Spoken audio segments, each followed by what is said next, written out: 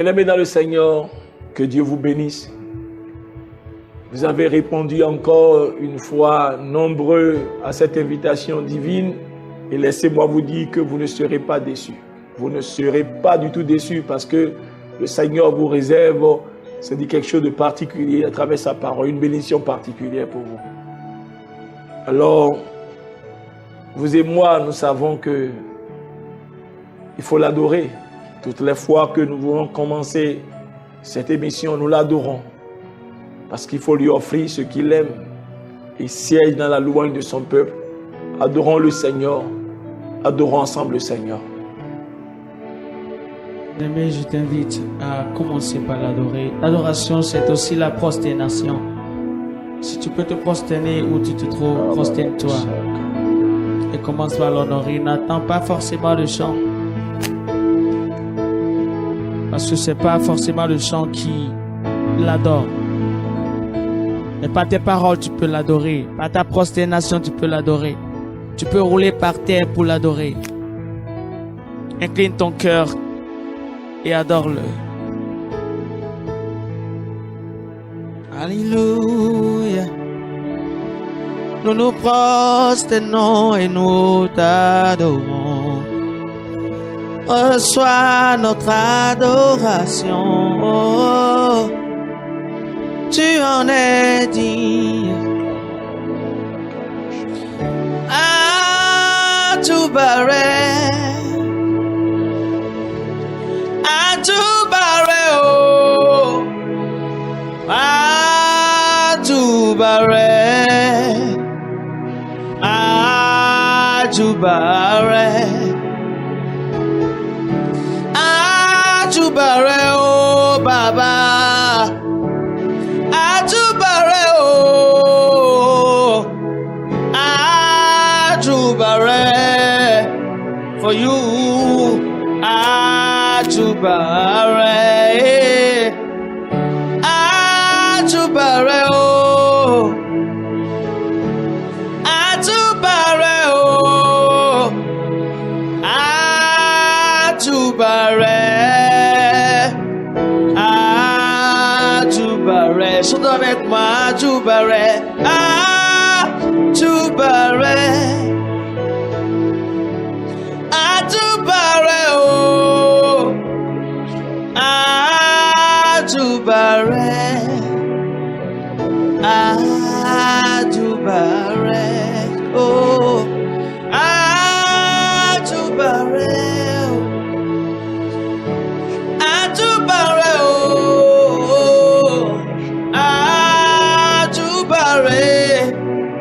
Oh, Aju barre. Je me prosterne devant toi. Je me prosterne, oh. Je me prosterne. Je me prosterne pour t'adorer. Je me prosterne. Je m'abandonne. Je me prosterne, oh Yahweh, je me prosterne, je me prosterne. Mon cœur s'incline devant toi pour t'adorer, oh. Je me prosterne entièrement, je me prosterne. Je m'abandonne à toi. Je me prosterne, oh. Je me prosterne. Je me prosterne. Je me prosterne devant toi, Yahweh, oh. Oh, je me prosterne, oh. Je me prosterne, je me prosterne. Yelita inoué, Yelita ilo, Lita in, donne nous cantoé, Yelita. Nyesa nyedewe bolita inuwe. Nyelita ilo. Nyelita ilo. Wemebonya manyinu de. Nyelita ilo. Nyelita ilo. Do jewe jagaye ilepo. Nyelita ilo.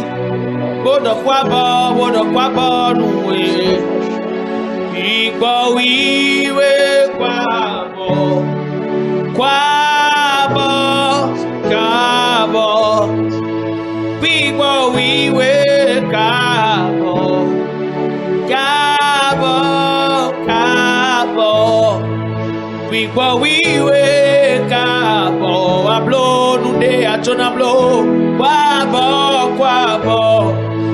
Igbo wiwe wagazo egbo desinu de aso. Kwabo, kwabo.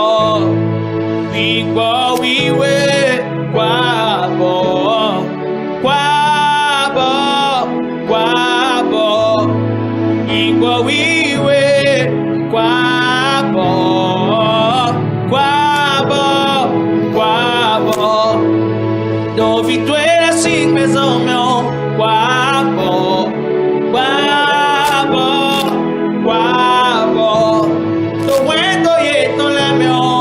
Kwabo, kwabo, kwabo. Do deviso le meu de kotaila. Kwabo, kwabo, kwabo. Oh, kwabo, wawa sotoe. Kwabo, kwabo. Emi mimo. Kwabo, kwabo, kabo. Emi mimo. Kabo, kabo, kabo. Emi mimo. Kabo, kabo.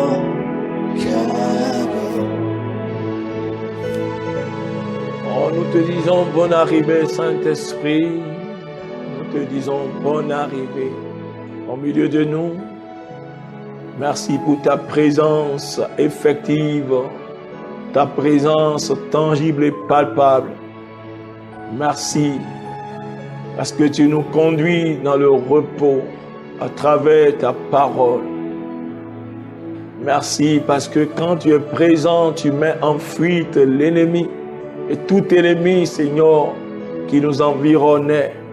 Oui, tous ces ennemis ont pris la fuite parce que toi, tu es présent. Tu es présent.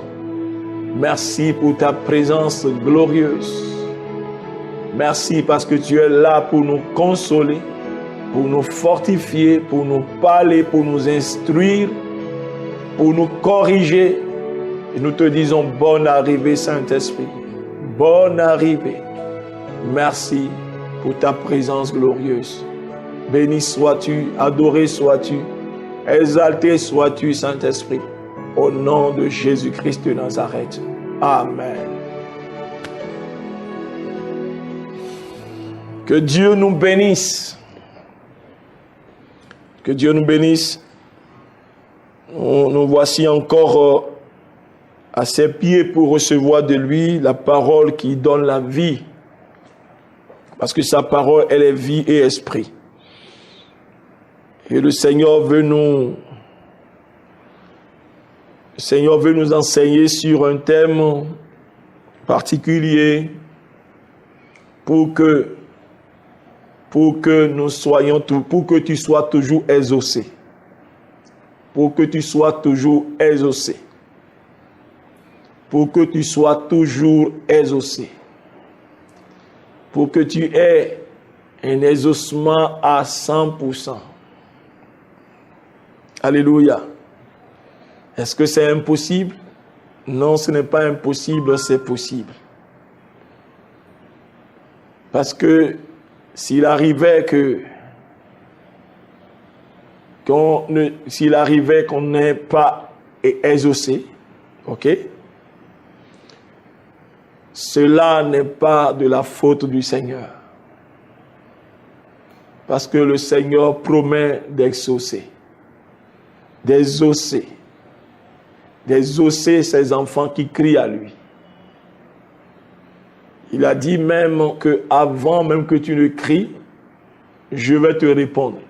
Et avant même que tu ne pries même, si tu ne parles, je t'exaucerai. Donc le Seigneur, c'est sa volonté vraiment de nous exaucer, de nous donner l'exaucement à 100%. Mais il faut reconnaître que rien n'est plus frustrant que de prier sans être exaucé. Rien n'est plus frustrant que de prier sans être exaucé. Car quand nous prions et nous invoquons Dieu, nous attendons certainement une réponse. Mais comprenez aussi que même si la réponse ne vient pas aussi, c'est aussi une forme d'exaucement. Ça, c'est une autre dimension que nous aurons l'occasion d'aborder pour que beaucoup de gens comprennent que le silence de Dieu est aussi une forme d'exaucement. Mais il faut bien nuancer.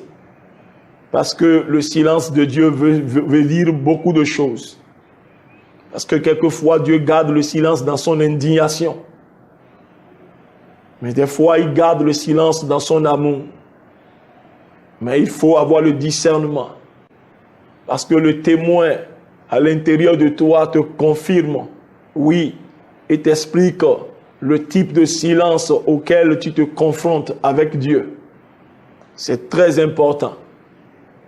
Quelquefois, Dieu garde le silence dans son indignation.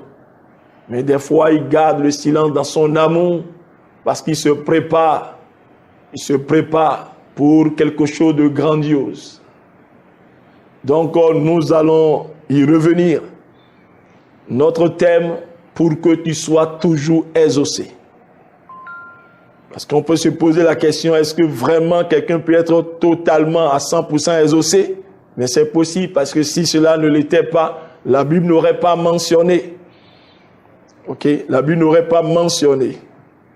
Allons dans 1 Jean 3, verset 22. 1 Jean 3, verset 22. Le Seigneur dit, la Bible dit, 1 Jean 3, verset 22, dit, quoi que ce soit, nous demandions. C'est Jean qui est en train de parler. Ici, poussé par l'Esprit, inspiré par le Seigneur, il est en train de dire, c'est-à-dire de dire cette parole certaine. Il dit, quoi que ce soit que nous demandions, nous le recevons de lui. Vous voyez, nous le recevons de lui. Il n'a pas parlé de certaines choses, mais il dit quoi que ce soit, nous lui demandions. Nous le recevons de lui. Nous le recevons de lui. Quoi que ce soit, nous lui demandons, nous le recevons de lui. Parce que nous gardons ses commandements et que nous faisons ce qui lui est agréable. Vous comprenez? Parce que quand vous lisez la première partie, la première section, vous allez vous poser la question, mais quel est le secret de Jean? Jean n'a pas fait une restriction. Jean n'a pas dit que non, nous demandons certaines choses, nous recevons et d'autres nous ne recevons pas. Mais Jean a dit que nous recevons l'exaucement à 100% de nos requêtes. Nous recevons 100% des ossements à nos requêtes. Alors, mais, il a un secret. Et pourquoi des gens sont exaucés à 0%, d'autres à 10% seulement, malgré tous les sacrifices de prière, les engagements de prière, des investissements de prière, les jeûnes multipliés. Ils ont même l'impression qu'ils ne sont même pas du tout exaucés, ou bien ils ne sont pas exaucés, ou bien ils sont exaucés seulement à 10%, ou bien certaines personnes à 50%. D'autres personnes ne franchissent jamais 15%, et puis ils sont confus, ils sont vraiment, ils sont découragés, abattus. Mais Jean lui dit, mais nous sommes exaucés à 100%. Il dit, quoi que ce soit, nous lui demandions, nous le recevons de lui. Alors maintenant, il lui-même, il nous donne son secret, leur secret. Il dit parce que nous gardons ses commandements et que nous faisons ce qui lui est agréable. Nous gardons sa parole. Nous gardons ses prescriptions. Et nous faisons ce qui lui est agréable. Est-ce que vous comprenez? Donc c'est la clé de l'exaucement à 100%. Pour que notre prière soit exaucée à 100%, il faut que nous gardions la parole de Dieu. Garder la parole de Dieu veut dire pratiquer cette parole. Ce n'est pas seulement l'écouter, non, la pratiquer. Ce n'est pas seulement la méditer, mais la pratiquer. Quand la Bible dit « garder ma parole », c'est une façon de dire « pratique ma parole ». Et alors, comment peux-tu pratiquer cette parole que tu ne connais pas? Parce que cette parole se trouve où? Cette parole se trouve vraiment dans sa volonté. Lisons la version Semeur. Lisons la version Semeur, 1 Jean 3, verset 22. Il dit, il nous donne tout ce que nous lui demandons. Il nous donne tout ce que nous lui demandons parce que nous lui obéissons. Nous obéissons à ses commandements et que nous faisons ce qui lui plaît. Vous voyez, la clé est là. On peut même s'arrêter là parce qu'on a découvert le secret de ceux-là qui reçoivent les ossements à 100%. Quel est leur secret? C'est-à-dire qu'ils obéissent au commandement divin et ils font ce qui lui plaît, ce qui plaît à Dieu. Donc, c'est ce qu'ils font pour avoir un exaucement à 100%. À 100%, c'est ce qu'ils font. C'est-à-dire, dans la parole de Dieu est exprimée quoi? La volonté de Dieu. Ça dit que quand il demande selon sa volonté. Allons dans 1 Jean 5. 1 Jean 5. 1 Jean 5, versets 14 et 15. La Bible dit, nous avons auprès de lui cette assurance, que si nous demandons quelque chose selon sa volonté, il nous écoute. Nous avons auprès de lui cette assurance, que si nous demandons quelque chose selon sa volonté, il nous écoute. Vous voyez? Il nous écoute. Ça dit que il nous donne ce que nous lui demandons. Parce que c'est ce même Jean qui est en train de parler. Pourquoi cette assurance? Qu'est-ce qui leur donne cette assurance? Parce que ils savent à l'avance que ce qu'ils veulent lui demander, c'est selon sa volonté. Et si on lui demande selon sa volonté, alors il écoute et il exauce. Et qu'est-ce qui leur permet de connaître réellement cette volonté? C'est dit, sa parole leur révèle sa volonté. Donc, bien-aimé, tu ne peux pas connaître la volonté de Dieu. Tu ne peux pas être sûr de la volonté de Dieu en dehors de la parole. La parole de Dieu révèle sa volonté. Donc, c'est des gens, bien-aimés, qui ne méprisent pas la parole. Ce n'est pas des gens, c'est-à-dire qui sont tout le temps éloignés de la parole. Parce que la plupart du temps, nous posons des problèmes, nous faisons des demandes à Dieu sans aucune idée vraiment. Parce que ce que vous présentez à Dieu comme requête, il y a toujours une référence à cela dans sa parole. Avec quoi vous voulez convaincre Dieu de ce que vous lui demandez? Vous ne pouvez pas convaincre Dieu de ce que, c'est-à-dire ce que vous lui demandez si vous ne l'amenez pas dans sa parole, si vous ne le conduisez pas dans sa volonté. Parce que Dieu ne nous exauce pas selon notre volonté. Dieu nous exauce selon sa volonté. Et le secret de ces gens, c'est que, c'est-à-dire, ils ne s'éloignent pas de sa parole. Ils connaissent sa parole. Sa parole leur révèle la volonté de Dieu. Et c'est ça qui leur donne l'assurance maintenant que, ce que nous allons demander à Dieu, c'est selon sa volonté. Sa parole le confirme. alors si nous lui demandons, nous sommes sûrs. Donc, c'est de là que vient vraiment cette assurance qu'ils avaient en eux. Il dit, Jean dit, nous avons auprès de lui cette assurance. L'assurance, quand on parle de la foi. Et qu'est-ce que la Bible nous a dit par rapport à la foi? Dans Romains 10, verset 17, la foi vient de ce que tu entends. Et ce que tu entends vient de la parole de Christ. Donc la parole leur fait savoir la volonté de Dieu. Et une fois que maintenant qu'ils connaissent maintenant la volonté de Dieu, ça leur donne l'assurance. Ça leur donne vraiment un accord avec Dieu. Oui, allons vers lui. Parce que ce que nous voulons lui demander, c'est lui-même qui a dit cela. Donc c'est ça qui procure, qui donne l'assurance aux demandeurs. La connaissance de la volonté de Dieu. Et c'est très important. Parce que pour la plupart, c'est dit, on demande sans connaître la volonté de Dieu. Il est très important, bien aimé, de connaître la volonté de Dieu. Très important de connaître la volonté de Dieu.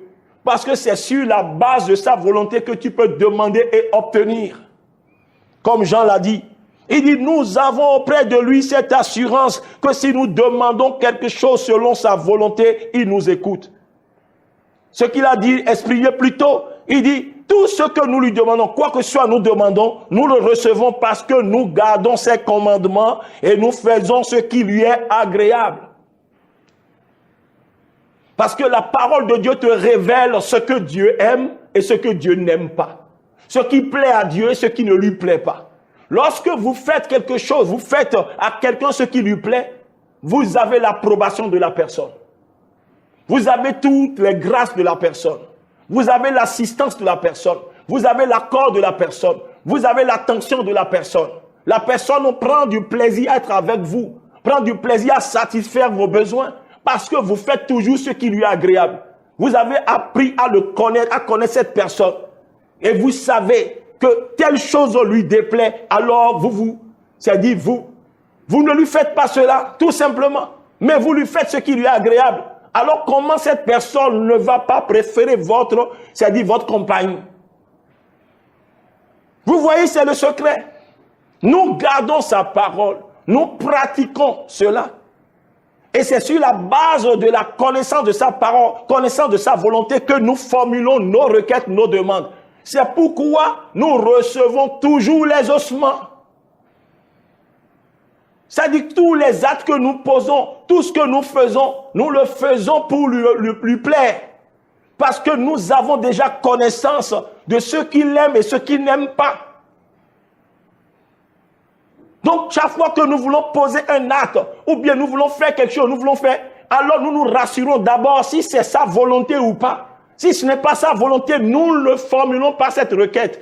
Nous le demandons. Mais lorsque nous découvrons que c'est sa volonté, alors nous demandons, alors nous sommes rassurés que nous recevrons coûte que coûte, certainement parce que le Seigneur ne peut jamais nous mentir. Il veille sur sa parole pour l'exécuter dans Jérémie 1, verset 12. Vous voyez un peu, c'est leur secret. Alors, au lieu de courir à demander, alors nous devons rechercher d'abord cette clé, sa parole, et dans sa parole connaître sa volonté, et chercher à faire ce qui lui plaît. Lorsque ces choses-là, bien aimés, sont dans notre vie, c'est-à-dire ces choses-là, nous les trouvons, et notre vie vraiment reflète vraiment ces choses, alors nous avons l'assurance d'obtenir ce que nous lui demandons. Relisons encore 1 Jean 5. Il dit, 1 Jean 5, verset 14 et 15 maintenant. Il dit, nous avons auprès de lui cette assurance que si nous demandons quelque chose selon sa volonté, il nous écoute. Verset 15. Et si nous savons qu'il nous écoute, quelque chose que nous demandions, nous savons que nous possédons la chose que nous lui avons demandée. Ça, c'est ça la foi. La connaissance de la volonté de Dieu, c'est-à-dire produit en nous la foi. Produit nous l'assurance que oui, c'est selon sa volonté que nous avons demandé. Alors le Seigneur le fera. Oui, parce qu'il nous a révélé sa volonté. Alors pourquoi ne le fera-t-il pas? Il le fera. Même si nous sommes en face des situations contraires, alors nous sommes toujours remplis de cette assurance. Parce que nous rappelons vraiment cette parole. Nous nous souvenons de ce qu'il a dit, ce qu'il nous a dit, Et alors, une conviction gagne notre cœur. Et nous savons que, alors, quoi qu'il arrive, quoi qu'il en soit, il va le faire. Parce qu'il a exprimé sa volonté. Il nous a révélé sa volonté à travers sa parole. Alors, pourquoi ne le fera-t-il pas? Il le fera certainement. Il en a les moyens. Parce que lorsque Moïse et le peuple de Dieu s'est retrouvé devant une mer, la mer rouge devant tout un peuple, sans pirogue, sans bateau, avec l'ennemi qui les poursuivait. Alors que Dieu a fait la promesse, prends mon peuple, amène-le à la terre promise. Alors, mais c'est ce que Dieu a dit. Sa volonté est que quoi? Je viens vous chercher pour vous amener à la terre promise. Et voici maintenant, dans le parcours, ils se sont retrouvés en face d'un grand obstacle. Il n'y a pas de bateau, il n'y a pas de pirogue, rien. Mais est-ce que Dieu n'avait pas pensé, il n'avait pas envisagé ça d'abord? Non. Dieu n'est jamais coincé, il n'est jamais bloqué, bien-aimé. S'il a exprimé sa volonté, bien-aimé, il a les moyens d'accomplir vraiment ce qu'il a dit. Donc quand ils se sont retrouvés devant cette mer, en train de se plaindre, parce que c'est comme cela. Parce que ce qui vous donne de l'assurance, la paix, même lorsque vous êtes vraiment au comble vraiment de certaines situations contraires, bien-aimé, ce n'est pas les agitations, les plaintes, les cris, non. Mais rappelez à Dieu ce qu'il avait dit. Rappelez à Dieu sa volonté. N'est-ce pas que tu m'as dit ceci? N'est-ce pas que tu as dit cela? Mais laissez-moi vous dire, Dieu n'exaucera pas ce qu'il n'avait pas dit. Hein? Si réellement le Seigneur l'a dit, alors bien-aimé, rappelez-lui, bien-aimé, la calmie viendra, bien-aimé. Il ne pouvait pas s'imaginer un seul instant que cette vaste étendue d'eau allait se diviser en deux. C'est pourquoi je disais tantôt que Dieu a les moyens qui dépassent notre entendement. Il est digne de confiance, notre Seigneur. Donc Jean dit, si nous savons qu'il nous écoute, pourquoi nous écoute-t-il? Parce que ce que nous lui avons dit, d'abord, c'est selon sa volonté. C'est pourquoi nous avons l'assurance qu'il nous a écoutés. Et si nous avons cette assurance qu'il nous a écoutés, alors, quel que soit ce que nous lui avons demandé, alors nous savons déjà que nous possédons la chose. Même si nous ne touchons pas encore physiquement la chose, nous savons que nous possédons la chose. Nous savons que nous possédons la chose. Parce qu'il y aura des situations, des vents, des tempêtes qui vont se soulever, bien-aimés, sur le chemin, bien-aimés, de la foi. Le chemin de la destinée, je veux dire. Mais vous avez besoin de la foi. Vous avez besoin de cette assurance que la connaissance de sa volonté vous a donné au départ. En rappelant toujours à Dieu sa parole, sa volonté. C'était le socle, bien-aimé, des apôtres. Jean dit, nous savons que nous avons possédé la chose. Même si nous n'avons pas encore touché physiquement, nous avons cette assurance que nous lui avons demandé. Et c'est selon sa volonté que nous lui avons demandé. Alors pourquoi ne nous donnerait-il pas? Il nous donnera, il a promis. Il va le faire. Nous possédons déjà cette chose. Parce que c'est selon sa volonté. Donc c'est la clé, bien-aimé, de l'exaucement à 100%. Connaître sa parole par rapport à la situation. Et faire ce qui lui plaît. Faire ce qu'il te demande de faire. Alors, bien-aimé, tu obtiendras ce que tu lui as demandé.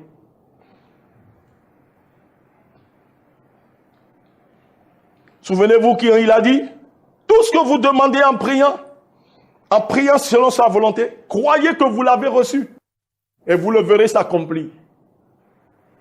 C'est que des fois, il y a un temps qui s'écoule entre l'exaucement et l'accomplissement. Mais entre l'exaucement et l'accomplissement, vous avez besoin de cette assurance qui est la foi. Vous avez besoin de cette assurance que réellement vous lui avez demandé selon sa volonté et que vous possédez déjà la chose. Jusqu'à ce que la chose paraisse comme ça et que vous touchiez de façon tangible et palpable.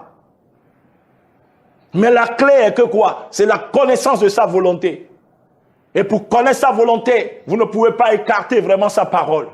Parce que Dieu a consigné sa volonté aussi dans la parole de Dieu. Même si Dieu vous parle en dehors de la parole, sa parole doit pouvoir confirmer. Parce que Dieu ne sort pas de sa parole. Gloire à Jésus. Donc, bien-aimés, Le secret, bien aimé, réside dans le fait de connaître la parole de Dieu. Parce qu'aujourd'hui, nous avons vraiment une génération de chrétiens, une génération d'enfants de Dieu, vraiment qui n'a pas le temps pour la parole de Dieu.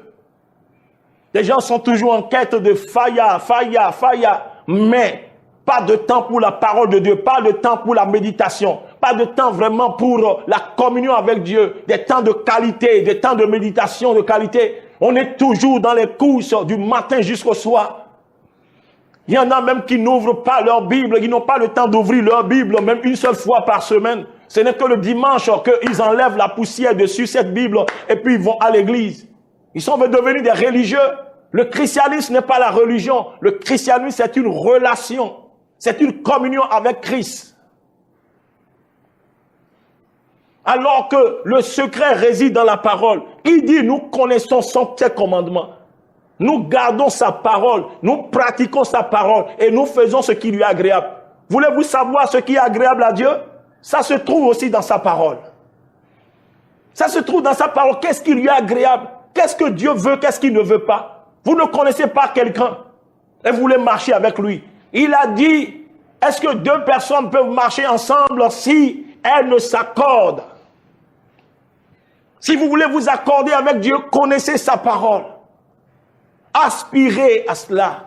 Soupirez après sa parole. Recherchez sa parole. Parce que dans sa parole se trouve sa volonté. Alléluia. Parce que connaître la volonté, cela vous permettrait de savoir, c'est-à-dire ce que Dieu aime et ce que Dieu n'aime pas.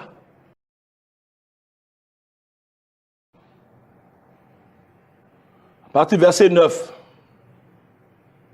à 11, l'apôtre Paul dit, c'est pour cela que nous aussi, depuis le jour où nous en avons été informés, nous ne cessons de prier Dieu pour vous. Nous ne cessons de prier Dieu pour vous. Paul est en train de prier, ayant reçu des nouvelles de cette église de Colosse. Il dit, nous ne cessons pas de prier Dieu pour vous. Et qu'est-ce qu'il demande dans sa prière? Il demande le fondamental. Il demande la clé qui donne accès à toutes choses. Il dit, nous demandons que vous soyez remplis de la connaissance de sa volonté. De la connaissance, soyez remplis de la connaissance de sa volonté. C'est le socle, bien-aimé. C'est le fondement d'une prière efficace, la connaissance de la volonté de Dieu. Et Paul prie pour qu'il soit rempli de la connaissance de cette volonté. Et comment? En toute sagesse et intelligence spirituelle. Dans une autre version, il dit, c'est-à-dire que vous soyez remplis de la connaissance de sa volonté par la sagesse et l'intelligence que le Saint-Esprit vous donne. Donc l'intelligence et la sagesse pour connaître la volonté de Dieu, c'est le Saint-Esprit qui donne ça. C'est-à-dire que le Saint-Esprit, quand vous méditez la parole, c'est lui qui vous fait rentrer vraiment dans la volonté profonde, dans le réma, dans la volonté profonde, circonstancielle, c'est-à-dire ponctuelle. C'est lui qui vous amène dans ça pour que vous compreniez ce que Dieu veut à cet instant, ce que Dieu veut que vous fassiez, ce que Dieu veut que vous compreniez à travers les Écritures. C'est le Saint-Esprit qui vous donne la sagesse, qui vous ouvre les yeux. Ce n'est pas de l'intellectualisme. Non, c'est le Saint-Esprit qui donne la sagesse et l'intelligence. Et il ouvre vos yeux et vous découvrez vraiment ce que Dieu veut à cet instant précis, dans ces circonstances précises. Tu vois, non? Et il dit, nous prions pour vous, pour que vous soyez remplis de la connaissance de la volonté de Dieu, la connaissance de la volonté de Dieu, par la sagesse et l'intelligence que le Saint-Esprit donne.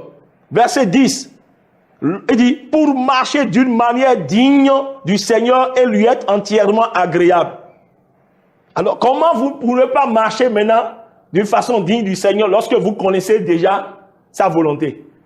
Donc, pour marcher de façon digne de lui et lui faire ce qui lui est agréable, cela dépend de la connaissance de sa volonté. Quand vous connaissez sa volonté maintenant, c'est vous agissez maintenant selon sa volonté. Et lorsque vous agissez selon sa volonté, vous lui plaisez. Alors le Seigneur accède à votre demande. Ça c'est clair. Donc c'est ça, bien-aimé. Et lorsque vous faites ça, il dit quoi? Vous portez des fruits en toutes sortes de bonnes œuvres et vous croissez dans la connaissance de Dieu. Parce que plus vous connaissez sa volonté, plus vous croissez dans la connaissance de Dieu. Il y a des gens qui sont maintenant stagnants, ils ne connaissent pas Dieu. Vous ne pouvez pas servir Dieu si vous ne le connaissez pas. Vous ne pouvez pas être agréable à Dieu si vous ne le connaissez pas. Si vous ne savez pas ce qui lui plaît, ce qui ne lui plaît pas, alors vous ne pouvez pas servir Dieu. C'est comme ça que beaucoup de gens aujourd'hui sont en train de servir Dieu sans Dieu. C'est pourquoi Salomon, il est venu au pouvoir, son père lui conseillait, lui dit, mon fils, connais ton Dieu, le Dieu de ton père, et sers-le. Il faut le connaître d'abord avant de le servir. Connaître Dieu, c'est connaître sa volonté, c'est connaître ce qui lui est agréable et lui faire. C'est ça, bien-aimé. Donc Paul dit, nous prions que vous soyez remplis de la connaissance de la volonté de Dieu, afin de marcher de manière digne de lui et de lui faire ce qui lui est agréable, à travers des œuvres qui plaisent au Seigneur. Alors vous portez des fruits en toutes sortes de bonnes œuvres, et vous allez croître dans la connaissance de Dieu, et vous serez fortifiés à tous égards par sa puissance glorieuse, en sorte que vous soyez toujours et avec joie persévérants et patients. Parce que lorsque vous connaissez la volonté de Dieu, et que même des temps de calamité arrivent, des temps d'opposition, d'adversité arrivent, vous êtes fortifiés par cette volonté dont vous êtes remplis, parce que vous savez que Dieu ne vous ment pas. Il est Dieu, le même dans le temps de calme, dans le temps, dans les beaux temps, et le même dans les mauvais temps. Il ne change pas. Et c'est ça qui vous rend imperturbable. Parce que vous savez qu'il a les moyens d'accomplir sa parole. Vous êtes tranquille. Vous êtes au repos en vous. Vous avez la paix intérieure parce que vous connaissez sa volonté. Oui, sur le sujet. Et que les gens s'aient crient, que les gens gémissent ici, se soulèvent ou bien se jettent par terre. Vous êtes imperturbable parce que vous connaissez sa volonté et vous savez que Dieu va le faire. Lorsque Paul était transporté sur ce bateau qui l'amenait à Rome, et puis une tempête s'est soulevée, Euraculon, et que le bateau s'est dit, a voulu faire naufrage. Quand Dieu lui a apparu, lui a donné sa volonté par un ange, alors Paul s'est rassuré. Il peut parler avec assurance à ceux qui étaient sur le bateau. Ça fait des jours que vous n'avez pas mangé. Mangez maintenant parce que l'ange du Dieu dont je suis le serviteur m'est apparu. Il dit, nous parviendrons tous à Rome. Pendant que tout le bateau était brisé, parce qu'il a reçu la volonté de Dieu, il a reçu la parole de Dieu. C'est pourquoi il est rassuré. Il a mangé, il a pris du pain, il a rompu, il a rendu grâce. Il a mangé et il les a exhortés à manger. Il ne voit plus l'environnement, il ne voit plus un bateau complètement cassé, mais il était concentré sur ce que Dieu lui a dit. C'est sa volonté. Quoi qu'il en soit, quoi qu'il arrive, nous parviendrons tous sains et saufs à Rome. C'est pourquoi il est très important de connaître la volonté, de prendre du temps pour connaître sa volonté. Mais vous ne pouvez pas connaître sa volonté si vous négligez sa parole, si vous n'avez pas le temps pour sa parole. Revenez à la parole de Dieu. Revenez à votre Bible. Vous n'avez plus le temps pour les enseignements bibliques. Avant, vous en aviez. Mais maintenant que Dieu vous a élevé un peu là, vous n'avez plus le temps. Alors comment pouvez-vous croître dans le Seigneur? Comment pouvez-vous croître sans la nourriture spirituelle? C'est ça qui vous révèle vraiment sa volonté. Et qui vous donne maintenant de savoir ce qui plaît à Dieu et ce qui le déplaît. Et c'est comme ça que vous êtes exaucés. Gloire à Jésus, vous êtes exaucés. Vous voyez, c'est la prière de Paul. Aujourd'hui, on prie n'importe comment, on prie toutes sortes de prières aujourd'hui. Qui sont ceux-là qui prient aujourd'hui comme ça, avec insistance. Prient en jeûnant, Seigneur, je t'en prie, Seigneur, ouvre mes yeux. Seigneur, donne-moi la joie quand même dans la méditation de ta parole. Fais-moi connaître ta volonté. C'est lorsqu'on a des problèmes qu'on se souvient qu'il y a un Dieu. C'est lorsqu'on a des problèmes qu'on se souvient qu'il y a une Bible qu'il faut fouiller, qu'il faut méditer. Non, la méditation quotidienne, la communion quotidienne avec Dieu, c'est-à-dire vous êtes remplis. Lorsque même les problèmes arrivent là, c'est le Saint-Esprit qui vous rappelle même ce que vous aviez déjà médité et gardé. Donc il est possible d'être exaucé à 100%, bien-aimé. Il est possible d'être exaucé à 100%. Voyons même ce que Jésus lui-même il a dit. Jésus a dit dans Jean 11, 42. Jean 11, 42. C'est dit à l'occasion du quoi? De la mort de Lazare, son ami Lazare. Devant la tombe de Lazare, Jésus dit, pour moi, je savais que tu m'exauces toujours. Il s'adressait à son Père. Je savais que tu m'exauces toujours. Parce que Jésus, c'est dit, Jésus a 100% de quoi? Des ossements. Il dit, je savais que tu m'exauces toujours. Mais j'ai parlé à cause de la foule qui m'entoure, afin qu'ils croient et qu'ils croient que c'est toi qui m'as envoyé. Donc Jésus a dit, je savais que tu m'exauces toujours. Dans Jean 11, 42. Et si nous allons dans Jean 8, verset 29, qu'est-ce que la Bible dit? Il dit, celui qui m'a envoyé, Jean 8, verset 29, il dit, celui qui m'a envoyé est avec moi. Et il ne m'a pas laissé seul, parce que je fais toujours ce qui lui est agréable. Parce que je fais toujours ce qui lui est agréable. Parce que je fais toujours ce qui lui est agréable. Est-ce que vous comprenez? Je fais toujours ce qui lui est agréable. Je fais toujours ce qui lui est agréable. Vous voyez, non? Alors que la Bible dit, ce que nous avons lu, que quand vous faites ce qui lui est agréable, vous êtes exaucé. Vous recevez à 100%. À 100%. C'est-à-dire le retour de vos prières. C'est ce qu'il a dit. Il dit, le Père m'exauce toujours. Et dans Jean 8, il dit, je fais toujours ce qui lui est agréable. C'est pourquoi il est toujours avec moi. Est-ce que vous faites ce qui lui est agréable? Est-ce que ce que vous êtes en train de faire maintenant là, et vous dites que vous le faites pour Dieu, est-ce que vraiment vous avez cherché, vous avez sondé réellement pour savoir si vous êtes en train de lui faire ce qui lui est agréable? Ou bien vous faites quelque chose parce que vous vous aimez? Parce que vous vous aimez seulement, alors vous le faites. Est-ce que vous avez cherché à savoir si ce que vous faites là, est-ce que vraiment Dieu agrée cela? Est-ce que cela lui est agréable? Est-ce que vous cherchez ça? Et vous espérez avoir le retour de Dieu. Et puis Dieu ne dit rien. Mais c'est vous qui avez peut-être pensé que c'est agréable. Mais lui peut-être ne pense pas que c'est agréable. Souvenez-vous de comment on l'appelle? De David, le roi David. Le roi David a voulu honorer Dieu en ramenant l'arche vraiment dans la cité, dans sa cité, à Jérusalem. Mais il s'est donné, il s'est fait vraiment un char neuf, un char sur lequel personne n'est monté pour honorer, pour transporter l'arche de la représentation de Dieu. Est-ce que vous comprenez? Mais c'est en chemin, bien aimé, que oui, l'arche, c'est-à-dire que les bœufs ou bien je sais pas. C'est-à-dire l'arche voulait tomber d'une manière ou d'une autre. À cause peut-être des bœufs, des taureaux qui transportaient l'arche. Et puis Uza a attrapé comme pour redresser. Et puis il a été frappé. Il est mort sur le champ. Mais David était confus, tellement confus. Il dit, mais comment Dieu pouvait-il faire ça? Avec tous les honneurs que nous voulons donner à Dieu. Avec les chants, les louanges et tout. Ils veulent honorer Dieu pour transporter l'arche. Mais Dieu a frappé encore quelqu'un de mort. Mais bien aimé, il a été confus, il a envoyé l'arche. Il dit que l'arche ne rentrera plus dans sa cité. L'arche, ils l'ont renvoyé. Et puis ils ont mis l'arche dans la maison d'Abinadab. Et Dieu a commencé par bénir la maison d'Abinadab qui prenait soin de l'arche. Quand David a appris cela, alors il s'est dépêché pour aller reprendre l'arche pour renvoyer ça dans sa cité. Et cette fois, ce n'est plus sur un char.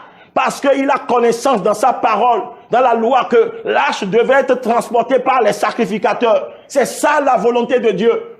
Et cette fois, bien-aimé, il a obéi à la volonté de Dieu. Et l'arche est rentrée, bien-aimé, tranquille, bien-aimé, dans la cité. Et avec toutes les bénédictions. Bien-aimé, il faut connaître la volonté de Dieu. Ce que vous êtes en train de faire, est-ce que c'est Dieu qui vous l'a demandé? Peut-être que ça plaît aux hommes, ça vous plaît à vous-même. Est-ce que vous avez cherché à savoir si cela plaît à Dieu? Est-ce que vous êtes au bon endroit? Est-ce que vous êtes en train de faire ce que Dieu veut? Jean a dit, tout ce que nous lui demandons, nous recevons, parce que nous gardons sa parole et nous faisons ce qui lui est agréable. As-tu gardé sa parole? Connais-tu sa parole par rapport à la situation? Connais-tu sa volonté par rapport à cela? Demandes-tu selon sa volonté? Jésus dit, il m'exauce toujours, parce que je fais toujours ce qui lui est agréable. C'est ça notre défi, la connaissance de sa volonté. C'est ça notre défi. La connaissance de sa volonté.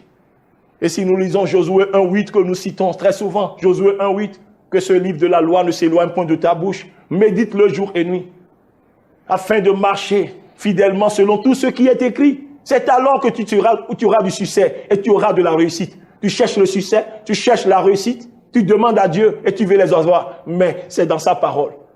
Connais sa volonté, pratique sa volonté. Il dit que tu auras le succès, tu auras la réussite. C'est ce qu'il a dit. C'est ce qu'il a dit. Et dans le psaume 1, qu'est-ce qu'il a dit?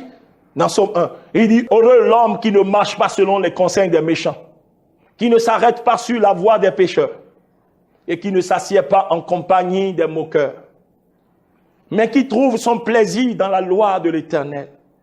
Son plaisir, c'est dans la parole de Dieu. Dans la parole de Dieu, c'est son plaisir qui est là. Aujourd'hui, c'est dit, on s'ennuie dans la parole de Dieu. On ne s'ennuie pas à la télévision en suivant les feuilletons. Non, on ne s'ennuie pas. On peut passer des heures. On ne s'ennuie pas en suivant les matchs de football. On ne s'ennuie pas, bien-aimé, pour aller prendre un pot avec les amis dans un bar, pour aller siroter son whisky, pour aller trinquer, vraiment, trinquer, aller siffler la bière. Non, non, on ne s'ennuie pas. Mais dans la présence de Dieu, on s'ennuie. On est tout le temps en train de regarder la montre. Quand le prédicateur dépasse déjà de 10 minutes, de 5 minutes, de 15 minutes, non. On regarde parce qu'on est pressé de quitter là. On est pressé de quitter là. Mais quand on quitte là, on peut passer 3 heures de temps, oui, devant un plat. Vraiment de quoi? De cochon ou bien je sais pas. Avec de la bière, on sirote, on peut passer des heures jusqu'à la nuit. On peut oublier même sa famille à la maison. On peut se rendre auprès des amis pour suivre un match de football pendant 5 heures. 5 heures de longe, sans se fatiguer. Mais il dit, heureux celui-là qui prend plaisir dans la loi de l'Éternel et qui la médite jour et nuit. Et qui la médite jour et nuit. Verset 3. Cette personne est comme un arbre planté près d'un courant d'eau qui donne son fruit en sa saison, qui donne son fruit en sa saison, et dont le feuillage ne se flétrit point. C'est ce que toi et moi nous espérons. C'est ce que nous voulons. Tout ce qu'il fait, lui réussit. Tout ce qu'il fait, lui réussit. Mais quel est le secret? Il prend plaisir dans la loi de son Dieu. Il la médite jour et nuit. Ce n'est pas il la médite une fois par semaine, une fois le mois. Ou bien seulement les dimanches quand il vient à l'église. Non, mais il la médite jour et nuit. Pour connaître sa volonté et pour marcher selon cette volonté et faire ce qui lui est agréable. Alors tout ce qu'il fait lui réussit. Parce qu'il a compris les choses selon sa volonté. Bien-aimé, l'exaucement à 100% est possible. Mais la clé, Jean nous l'a dit, garder sa parole et faire ce qui lui est agréable. Que Dieu nous bénisse. Est-ce que tu as déjà donné ta vie à Jésus? Jésus est le Seigneur. Il est le Sauveur. Sans Jésus, il n'y a pas de salut. Il n'y a pas de salut sans Jésus. Donne-lui ta vie, tu seras sauvé. Tes œuvres de bienfaisance ne peuvent pas te sauver. Nous sommes tous déclarés pécheurs. Et le péché ne peut pas hériter du ciel. Quoi que tu fasses, non, tu es pécheur. C'est pourquoi le Père a envoyé le Fils à la personne de Jésus pour qu'il vienne mourir à la croix pour toi, pour moi. Et le Père a dit, quiconque croit dans le Fils, je vais lui pardonner ses péchés et je lui donnerai gratuitement la vie éternelle. Jean 1,16, Jean 3,16 plutôt, Dieu a tant aimé le monde qu'il a donné son Fils unique, afin que quiconque croit en lui ne périsse point, mais qu'il ait la vie éternelle. Le Seigneur veut te sauver. Il ne veut pas que tu ailles à la perdition. Il ne veut pas que tu termines en enfer, parce que l'enfer, il ne l'a pas fait pour toi. Il a fait l'enfer pour Satan et ses démons, mais pas pour toi. Mais choisis alors son parti. Choisis, bien-aimé, le côté de Jésus. Choisis-le.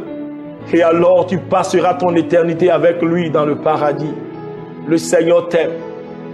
Quel que soit le nombre de tes fautes, le nombre de tes péchés, la gravité. Est-ce la prostitution? Est-ce l'avortement? Est-ce le mensonge? Quoi que tu aies fait, et qui t'accable, le diable te dit, non, tu ne peux pas être pardonné, non, tu es condamné. Non, je veux te dire maintenant que le diable est un menteur.